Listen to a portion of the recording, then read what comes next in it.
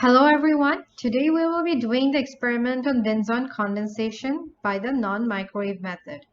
This is our reaction setup.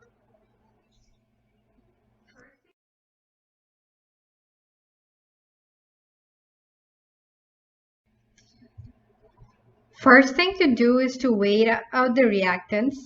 We do this by tearing the balance with a weighing boat.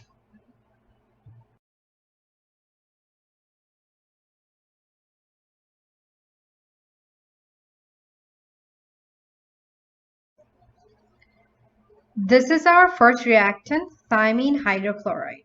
We need to weigh out 3.5 grams of thiamine hydrochloride.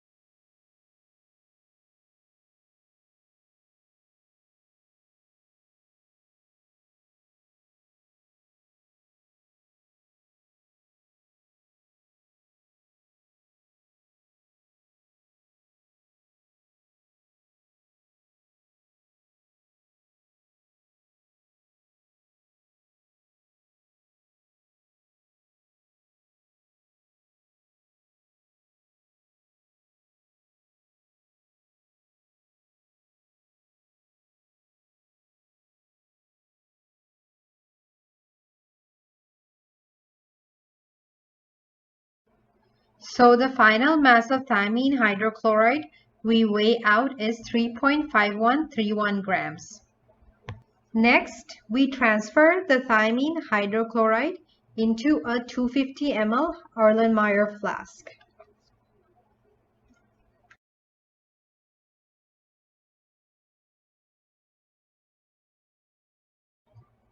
Then we measure out 10 ml of DI water in a measuring cylinder.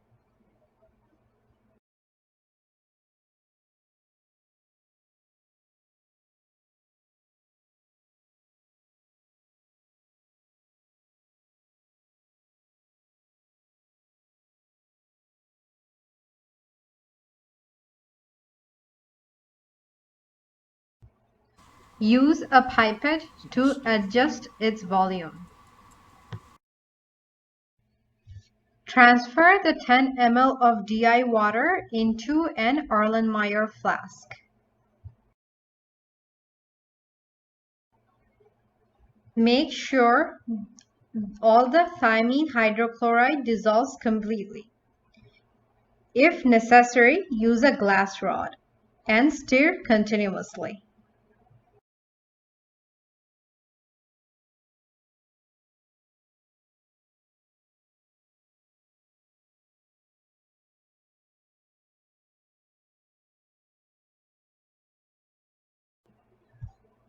When all the solids dissolve, leave it in the ice bath to cool.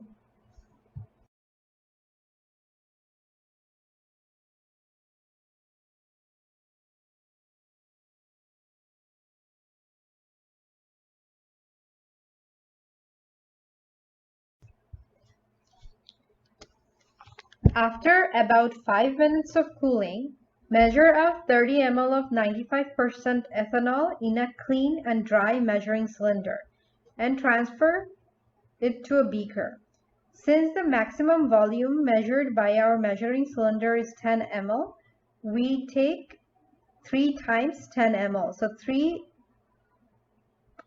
additions of ethanol, 10 ml each, and transfer to a beaker.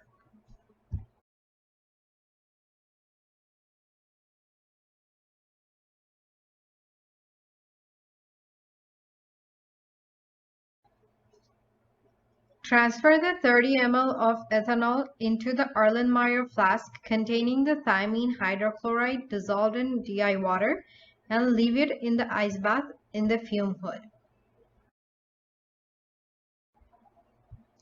Then measure out 10 ml of 2 molar sodium hydroxide and transfer it to a fresh Erlenmeyer flask.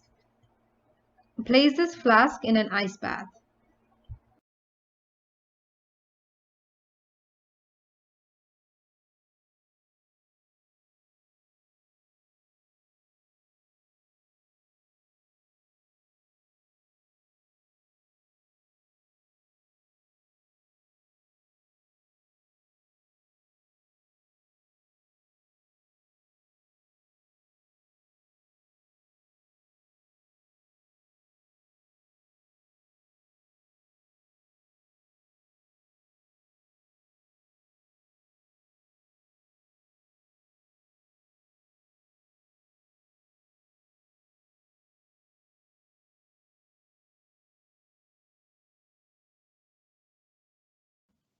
Then we use a syringe to measure out 20 ml of benzaldehyde from the reagent bottle into the measuring cylinder.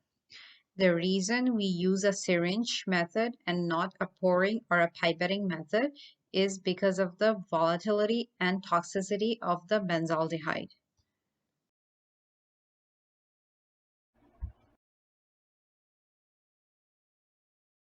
So in the fume hood right now, we have thiamine hydrochloride dissolved in DI water and ethanol added, 10 ml of benzaldehyde, and 10 ml of sodium hydroxide solution.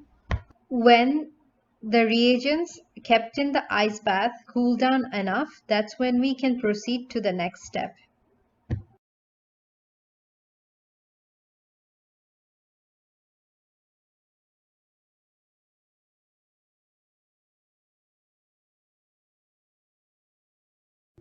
Since the next step involves heating, we connect the hot plate to the power outlet, then switch on the hot plate and adjust the temperature.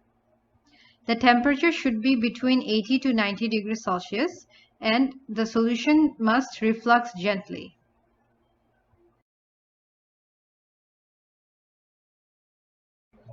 This is the picture of the boiling chips that will need to be added. Just keeping it handy so that we can add it at the right time. So when we decide that everything has cooled down enough, which takes about 5 to 10 minutes in the ice bath, add the sodium hydroxide solution to the thiamine hydrochloride solution. Observe the color change and then swirl the mixture to mix completely.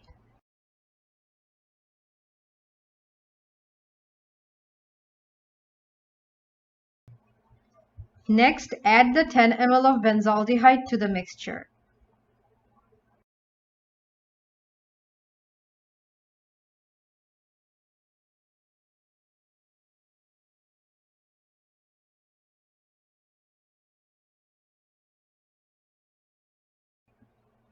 Add boiling chips.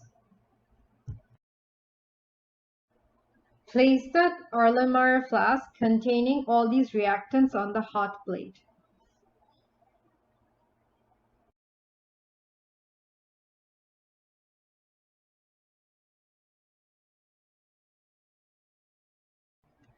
Now wait for the reaction mixture to start refluxing. Observe the color change.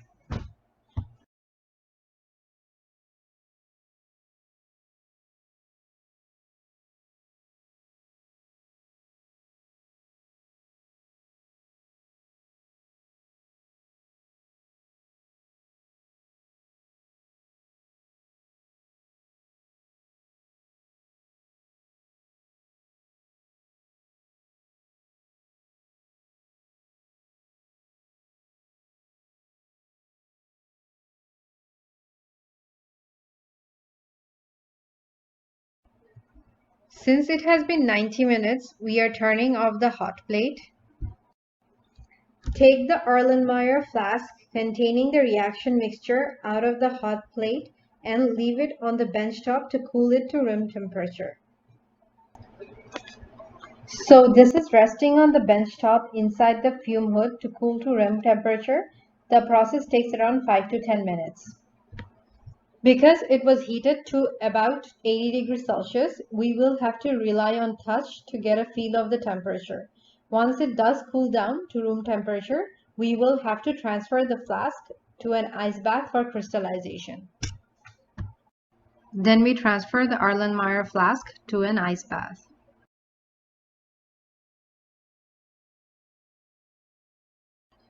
When the flask has been there in the ice bath for about 10 minutes or so, we will be lifting it to see if some crystals have formed. If we do not see many crystals, then we can use a glass rod and scratch the walls of the Erlenmeyer flask as shown to aid in the crystallization. Okay, so scratch the walls and you will see much bigger amount of solids. Yeah. Just two crystals. Okay, that's interesting. Yeah. Next, we need to do vacuum filtration using a Bushnell funnel.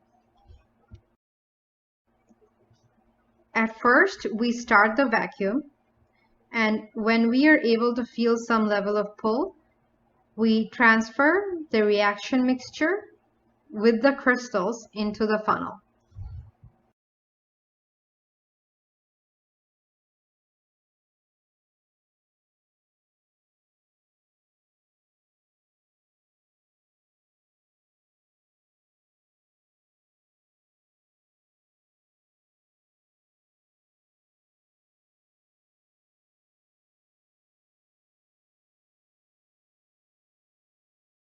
Note the color of the crude product. Then we will use ice cold DI water to rinse the product.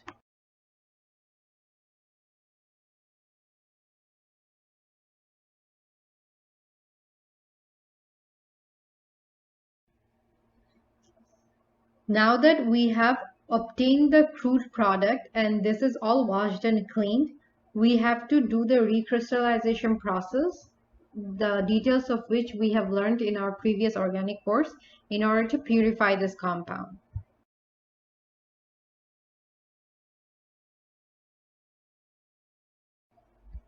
So we will be preparing for the recrystallization while the vacuum is still on.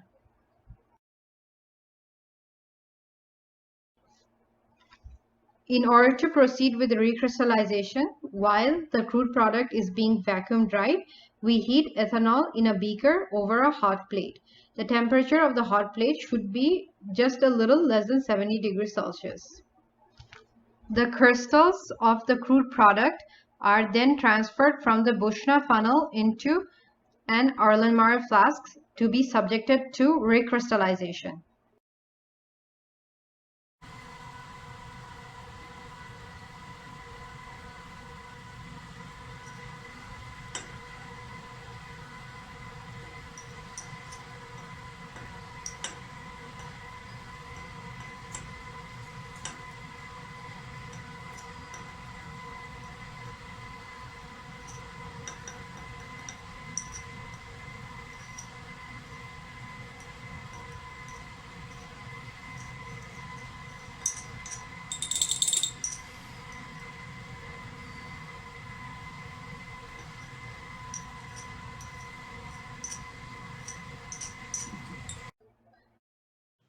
After about 5 minutes of heating, the ethanol is at a very high temperature and we can use this hot ethanol for recrystallization.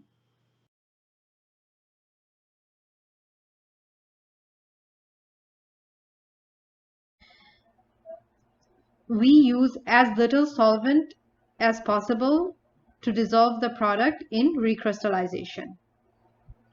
We place the Erlenmeyer flask containing the crude product crystals on the hot plate.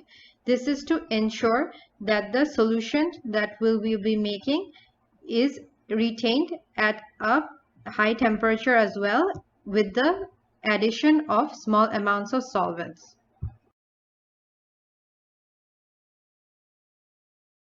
Now that we have added a small amount of hot ethanol, we will be stirring the product to dissolve the crystals.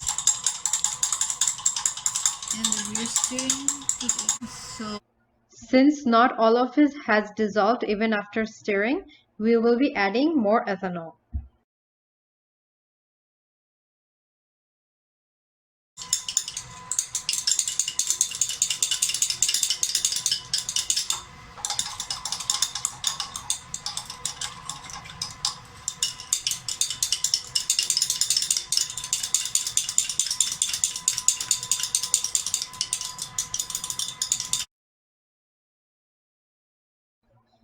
So we kind of have to repeat the process of adding hot solvent with stirring to dissolve.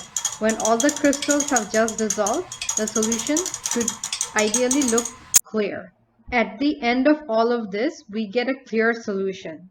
At this stage, as we are showing in the video, all the crystals have just dissolved. And we turn off the hot plate and move the flask to the bench top to cool it to room temperature. Once the flask is cooled to room temperature, we will be transferring the Erlenmeyer flask to an ice bath.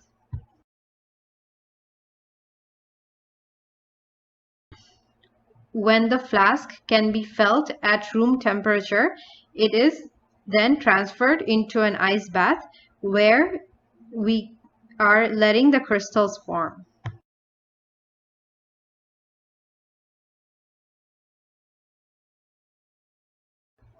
After cooling the flask in the ice bath for about 10 minutes, we take out the flask, and as we can see, the reaction mixture is cloudy, but there are not enough crystals, so we can help them crystallize.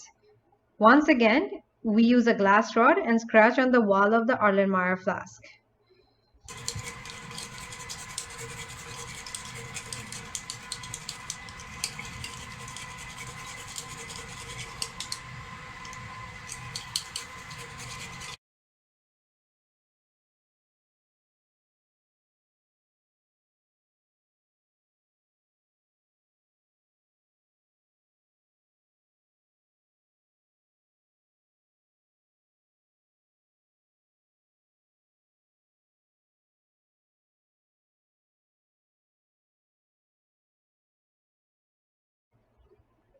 You will be able to see it getting cloudier and be able to observe a lot of crystal formation.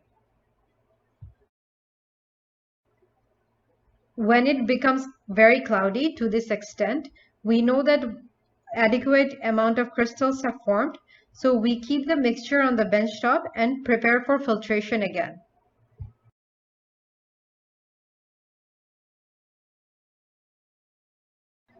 For the filtration, to start with, we will get some amount of ice cold ethanol and place it in an ice bath. This will be used to rinse the product and the flask during filtration. So once again, we get the filtration setup ready and start the filtration by turning on the vacuum.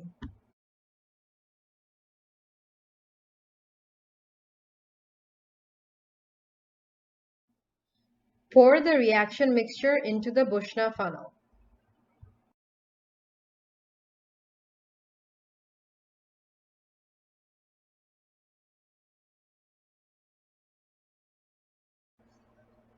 As you can see, there is a lot of product, so we will be using the ice cold ethanol that we prepared before to wash the product and rinse the insides of the flask.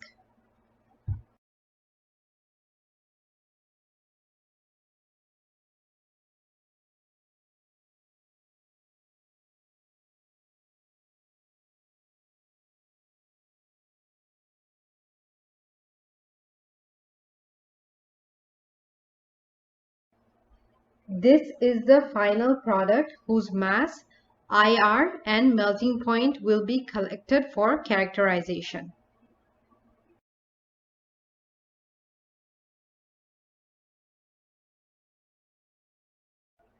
In order to record the mass of the product, since we will be transferring the product directly into a product vial, we record the mass of the vial without the product first. Next, we will transfer the clean and dry purified product to our pre-weighed vial. In this case, the vacuum filtration was run for about 10 minutes so as to ensure that the product is as dry as possible. Next up, in order to keep the product for storage, we use parafilm to cover the vial, and we also puncture little holes on the cover using a melting point tube. This is to make sure that the product is completely dry the next day when we subject it to characterization. Then we will store the product away in a vial in a drawer to dry until the next laboratory period.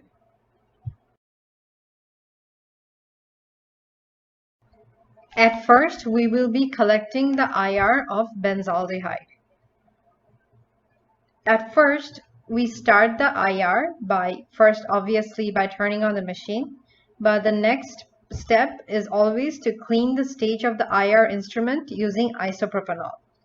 As can be seen in the video, we splurge isopropanol on a Kim wipe and just kind of wipe the stage.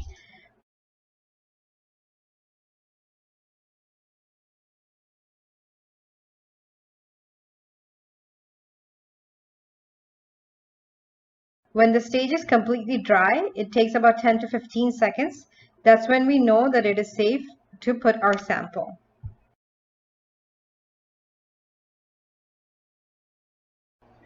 So when the stage is drying, we can get the software ready. We start out by clicking open our Ominix software. I hope everyone is able to see it. It takes some time to open.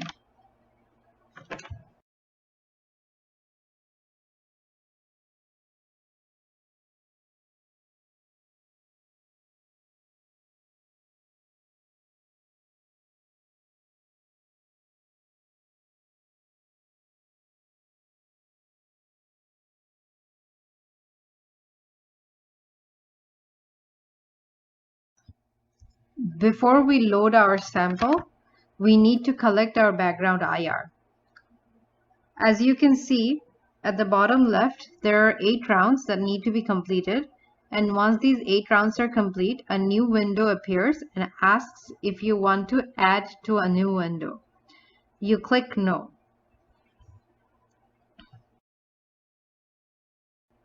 Next step is loading the sample. For the liquid sample, in our case, the sample is benzaldehyde, which as we have seen before, it is a liquid. We just pipe it out just a little bit of the sample on the stage and cover it using anything. In our case, we are using a cap.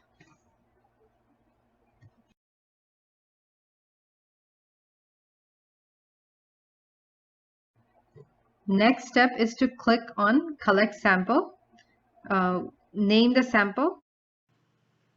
We normally name the sample by the experimenter's name followed by the sample's name. So for example, our TA Goshu here will name the sample Goshu-benzaldehyde.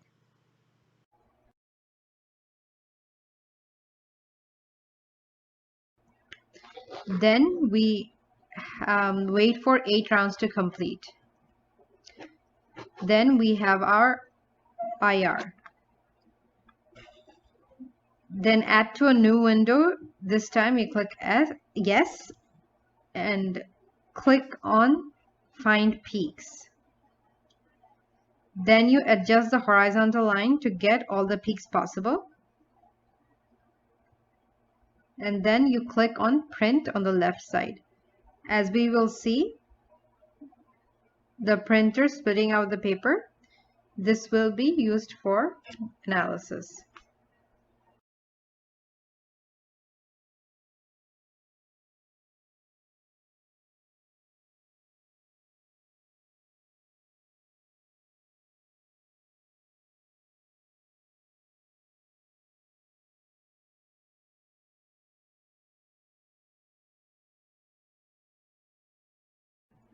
So in day 2 of the benzoin condensation reaction, when the benzoin product has been stowed away and air dried for about 24 hours, we will be characterizing the product.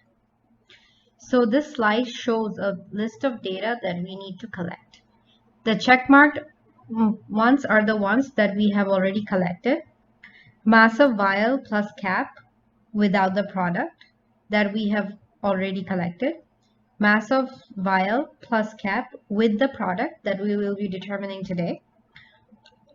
And IR of benzaldehyde that we took the previous day. IR of benzoin that we will record today. And the melting point of benzoin that is also left to record. At first, we take out the parafilm that we had used to cover the vial previously. and then we cap the vial, since that is how we took the mass of the vial previously. And then we place the vial inside the weight, and we record the weight of the vial with the product. The mass of the vial with the product is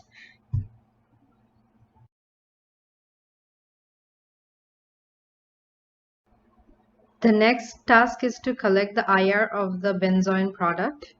The process is very similar to collecting the IR of the benzaldehyde that we have done previously. And as shown before, we have cleaned the stage.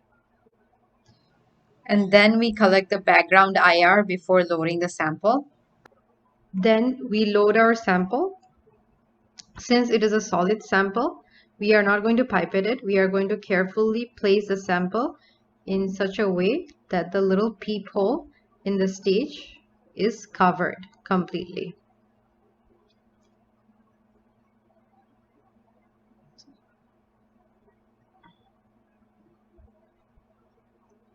And then the sample on the peephole is covered with a small piece of white paper, and then the knob is turned and closed by rotating clockwise.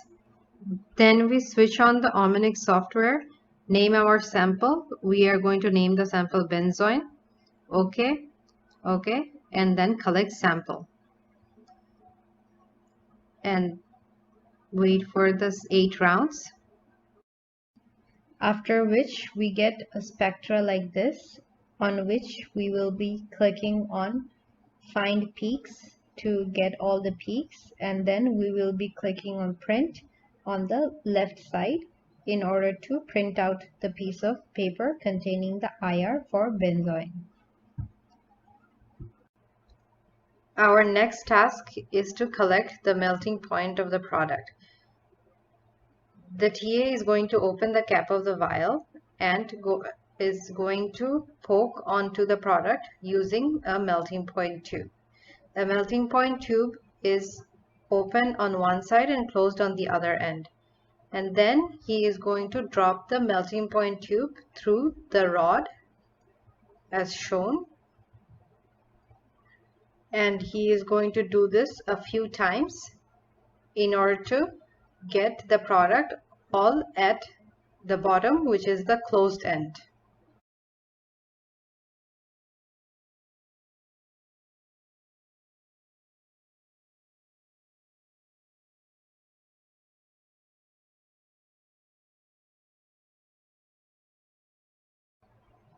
Then the TA places the tube into the melting point apparatus, which is shown in the video.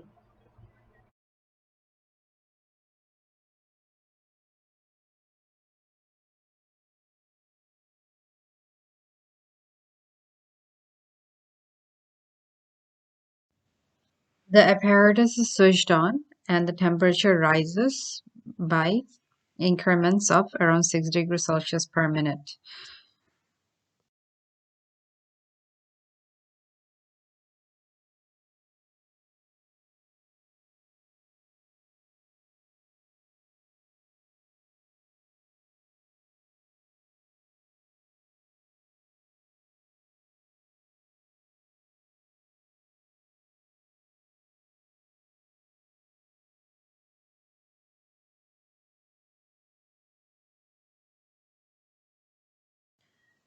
We are going to make the temperature rise like this and note the temperature at which the sample that we can see through the lens or the glass here, and we are going to know the temperature at which the sample starts melting and the temperature at which the sample finishes melting.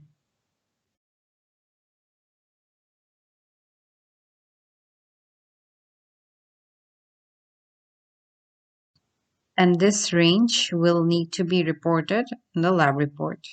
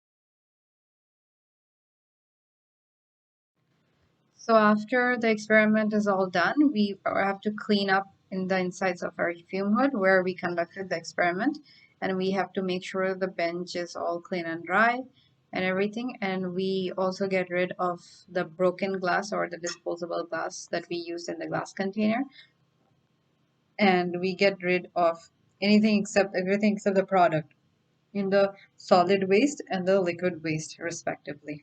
We have our data. We have the readings required to calculate the mass of the product. We have the IR of the starting material, benzaldehyde, and the R of the benzoin. And we also have the melting point of the benzoin. As we have seen during our data recording, the sample has melted over a range. Then we have to report the point at which the sample starts melting and the point at which the sample stops melting. So it has that melting point needs to be reported as a range. So that's it for now. See you next time.